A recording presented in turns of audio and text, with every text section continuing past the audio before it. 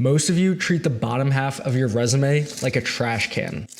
You spend hours polishing your internship bullets, then you get lazy with the rest of your experiences and slap on a skills and interest section like an afterthought. You are cooking a Michelin star steak, but serving it on a garbage lid, and you wonder why you're getting ghosted. If you want to see exactly how I structure my own resume and the resumes of the students in our program to catch a recruiter's eye, download our resume template with the first link in the description below. It has the exact spacing and headers you need. My name's Nate. I landed a JP Morgan wealth management internship from a cold apply and a senior associate role right out of college, skipping the analyst level entirely. Not because I went to Harvard, but because I obsessed over the small details that 99% of students ignore. Let's get into it. Back in college, I ran a side hustle reselling used Nikes, Jordans, Yeezys. I didn't just buy them and flip them. I would sit there for hours with dish soap, water, and a toothbrush, scrubbing the soles of these shoes until they looked as near to brand new as they could. I would remove the insoles from these shoes and meticulously extract every piece of pet hair that I could find. Why did I do that? Because I knew that if a customer opened that box, they saw dirt on the sole, dog hair all over it, and it smelled like smoke, they wouldn't care how rare the shoe was. They would just think I was sloppy. And I tell you the story because your resume is the same. You think a recruiter is only looking at your education and maybe the first work experience that you have. But when they see a typo in your interest section or poor formatting in your leadership section, they don't see a busy student. They see someone who can't be trusted with client money. With the thousands of applications that recruiters receive these days, they are looking for a reason to say no to you. Now you're probably thinking, doesn't a recruiter spend less than 30 seconds scanning my resume? Why would they read the bottom? Yes, they scan, but here's the psychology. If the first half is good, they want to like you.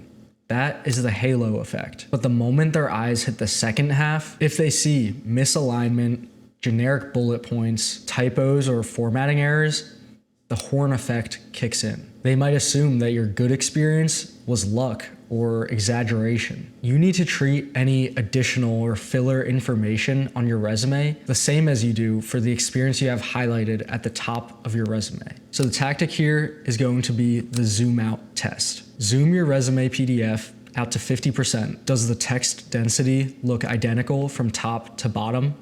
If the bottom half looks messier or lighter, you are failing. Sloppy formatting equals sloppy analysis. Now you might be wondering, why does it matter if I missed a period at the end of a bullet point? In high finance roles like wealth management or banking, you are dealing with thousands, sometimes millions or billions of dollars. If you can't be bothered to format your own document correctly, why would a managing director trust you to format a client pitch deck? They won't.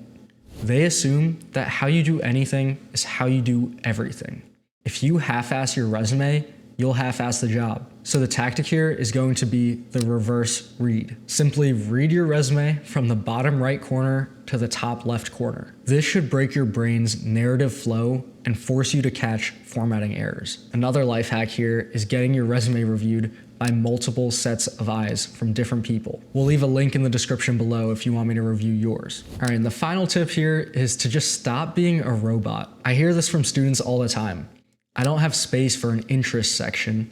I need to display my technical skills. Going back to the restaurant analogy, your experience is like a steak, but the interest section, that's the sides. That's the flavor. If you just list Excel, PowerPoint, Bloomberg, you are serving plain boiled chicken like everyone else. Yes, you should still list those as skills, but that is not going to differentiate you from any of the other candidates who also have that on their resume. I've had interviews where we've spent 10, 15 minutes talking about my sneaker business or solving Rubik's Cubes or stoicism, not my DCF model. That connection could be the X factor that secures your offer. So let me give you some examples of the specifics rule here. One of the students in our program listed basketball and football in their interest section. In reviewing his resume, I read that and immediately said, what does that even mean? Watching football, playing basketball, pickup, or organized? He got the point.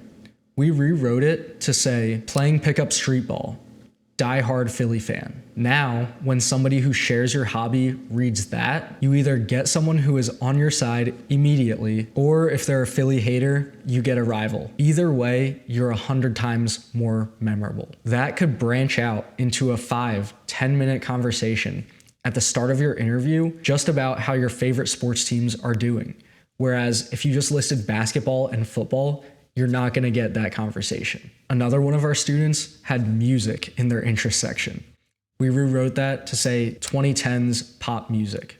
Spoiler alert, most people enjoy sports and music. Creating no reaction or emotion by being bland is more dangerous than being bold and hyper specific. If you strike a chord with someone who shares that same specific interest, you can spend 5 to 10 minutes of that 30-minute interview discussing that shared interest. And when they go back to deliberate on who moves on to the next round or receives the offer, guess whose interview is actually memorable? Now that your resume is nearly perfect, you need to know how to actually get it into a recruiter's hands without applying online. So watch this video next on how to network on LinkedIn the right way. Let's cook. We'll see you over there.